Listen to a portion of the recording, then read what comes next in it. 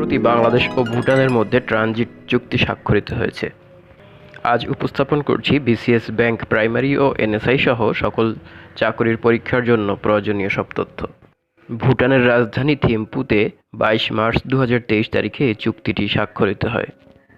এই চুক্তিটির শিরোনাম ছিল agreement on the movement of traffic in transit and protocol between royal government of Bhutan and people's republic of Bangladesh.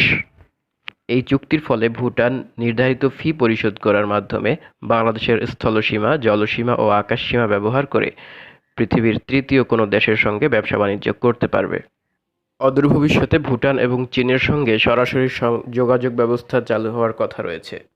পরবর্তীতে চীনের সঙ্গে ভুটানের সরাসরি সড়ক যোগাযোগ ব্যবস্থা চালু হলে বাংলাদেশ এই ট্রানজিট সুবিধা ব্যবহার করে চীনের সঙ্গে বাণিজ্য করার ক্ষেত্রে ভুটান চীন সড়ক ব্যবহার করে যাতায়াত করতে পারবে।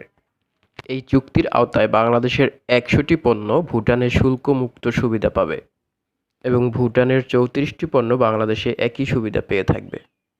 আজকের আলোচনা এ পর্যন্তই। পরবর্তী এপিসোডের পর্যন্ত ভালো থাকুন। ধন্যবাদ।